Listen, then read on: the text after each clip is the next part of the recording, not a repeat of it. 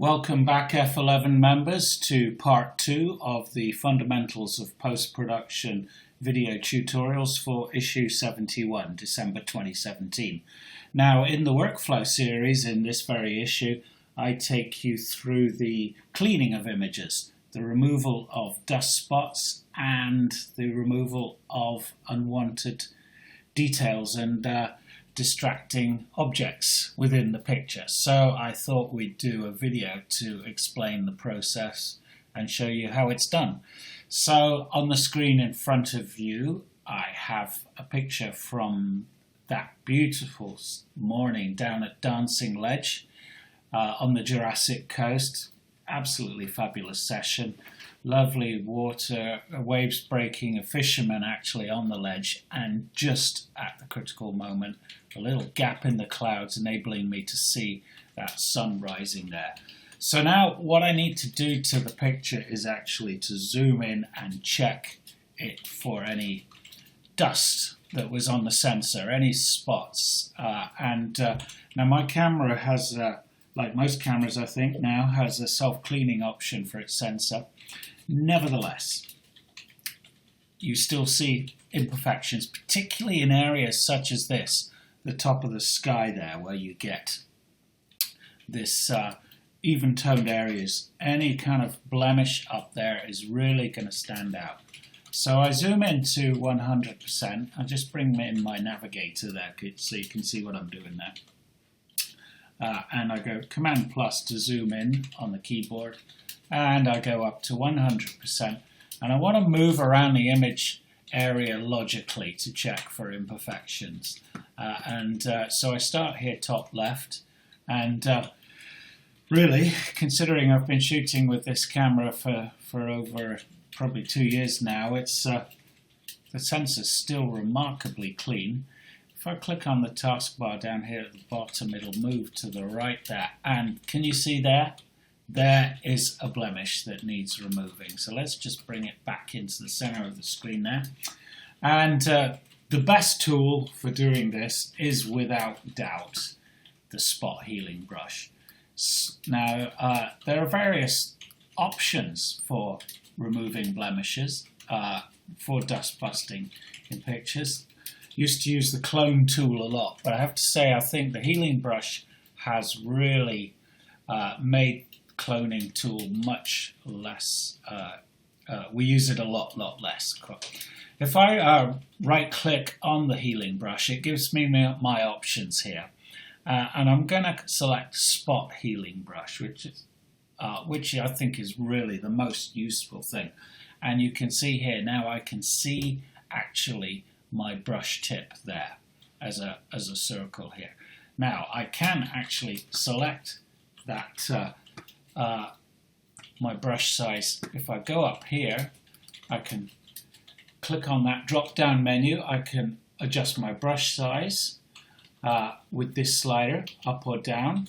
I can adjust my hardness, i.e. what that refers to is whether the brush has a soft edge or not, and I would recommend keeping it around about, well, at 50% for most of your work there. In terms of the other stuff, quite frankly, don't worry about it. Okay, now there are quicker ways actually of adjusting your the size of the brush. What we want is the size of the brush to be just a little bit bigger than the blemish we're trying to heal. So if I just press escape and come out of there, another thing I can do is actually use the square bracket keys on my keyboard to adjust the size of the brush there. Okay, and also I'm using a graphics tablet here, which I personally find for my post-production so useful, and I can adjust my brush size by now just there's a wheel on this which enables me to do that there. Okay. So now I come to adjust my brush size there, and quite frankly then just blob it out and it's done. Simple as that, isn't it? Really, really useful. The trouble is that whatever you do, we have to move around the image area checking for imperfections, and it's a time-consuming task without a doubt.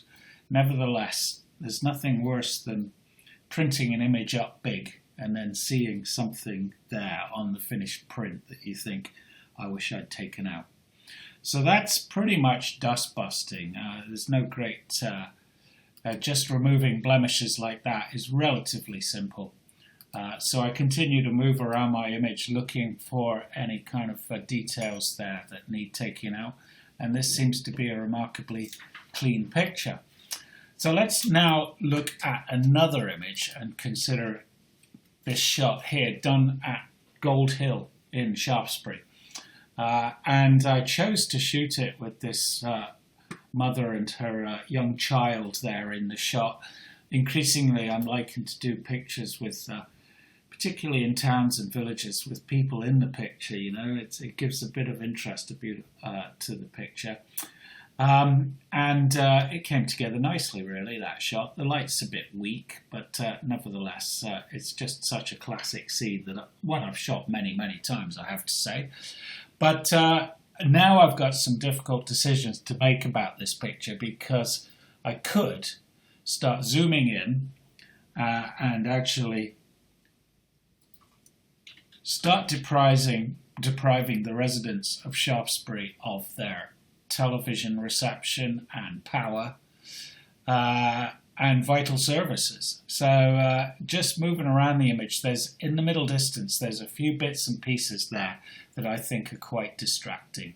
I'm going to keep this little shed there for that farmer's shed. It's part of the scene, why not, you know? But this roof peeking through the trees there, I think is a bit distracting. So again, I could just easily experiment with using my spot healing brush and try and take it out there. And let's see how it works. Pretty good, really, isn't it? You have to make difficult decisions with this sort of thing. It's just how far do you go? And again, there's this, I'm not sure where it is, a road or something there in the background that's looking distracting, so I'm going to remove that as well. There are ethical questions here, just what is acceptable to do here. Now over here you can see a much more difficult situation with the tree there, and there's some detail behind it that I think looks quite distracting. So I'm going to zoom in a bit more to 200%. Now normally I wouldn't work at this large magnification, and the trouble with trying to remove that is we've got a tree going right through the center. In this case I'm going to experiment with using the spot healing brush, but I think it's not, whoa, it's amazing, isn't it? It really is amazing, actually, when you look at it, what it's capable of doing. And I thought this would cause it problems. I haven't rehearsed this beforehand. I'm doing this in real time, and just come down on my brush size there. One advantage of using, by the way, a graphics tablet is not only can I adjust the size of my brush very easily, but also it's pressure sensitive, so I can actually alter the size of the tip of my brush by pressure as well, which is really quite useful. So that's worked a treat on that, hasn't it? So now I'm going to come down here, zoom back out, because if you look at everything at 200%, you'll start taking things out that really don't need to be worried about. You could spend the rest of your life doing this stuff. It's a difficult decision to make about what actually you should keep in and take out. But I'm going to attempt now to take out this, what is it, TV aerial, I guess. So it's a bit tricky, this one, because as you can see, the aerial sort of impinges on just on the edge of this tree there. So what I'm going to do is I'm going to try using a different technique here. Similar to how in part one, when I was working on that panoramic shot of the tree in the misty woods, I dealt with the white corners where the panorama was merged. So in this particular case, I'm going to select the lasso tool and I'm just going to draw around the edge of the offending aerial. Now I want to include a little bit of the surround as well. Okay, so I just draw around that like that, and now instead of using the healing brush, I'm going to use content aware fill. So if I go to edit in my image, up at the top bar where it says, and then scroll down to fill, and up comes here, and I'm literally just going to make sure that content aware is selected. Now what's this? Content aware is great, better than the cloning tool, because what it's doing is sampling what lies around your selected area and replacing it with the texture, the colors, the detail that the surround has. And that's really important, because if you're shooting with, say, a high ISO and there's a bit of noise there in the image, it's going to replicate it so that you don't see the selection. Okay, let's try it now, and it's amazing, isn't it? It's done it. It's done it. And I find for larger objects like this, it's really quite useful, that. But it's not quite perfect, really, because if you look at it here, now if I just click outside the area, or deselect there, if you look here, if I zoom in a bit more, it's actually replaced that tree there. So that trunk's missing. Now, I'm not sure anyone would really notice it. They'd probably just assume that's a bit of greenery in the way there. So I'm not going to worry about that. Bear in mind, I'm looking at this at 200% magnification now.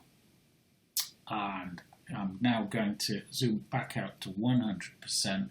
I'm going to go back and select my healing brush, spot healing brush, and continue working, taking out this area. I'll come down on the mask there.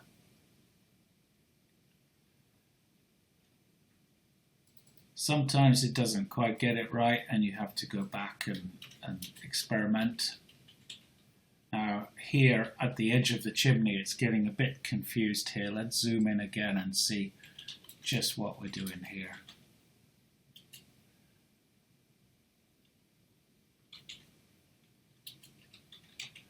At this point, I'd probably say I'm going to leave that in there. Let's experiment. There's no harm in trying, is there, with what it can do.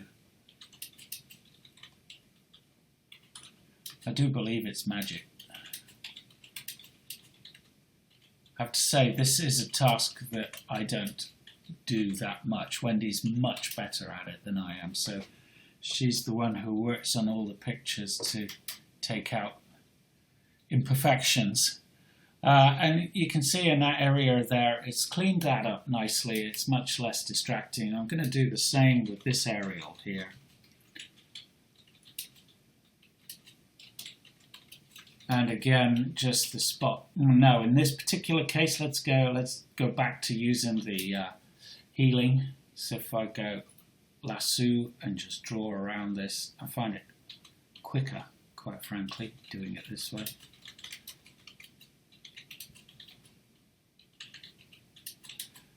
And again, edit, fill, content aware, and it's gone.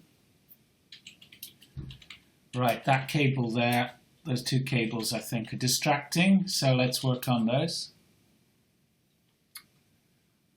Select, deselect, and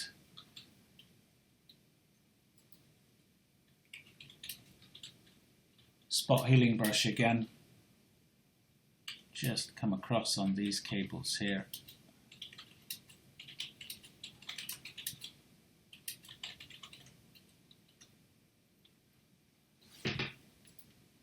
Zoom in just to check. Sometimes with cables you can see a little bit of a line where you've taken stuff out, and just there, just need to clean that up a little bit.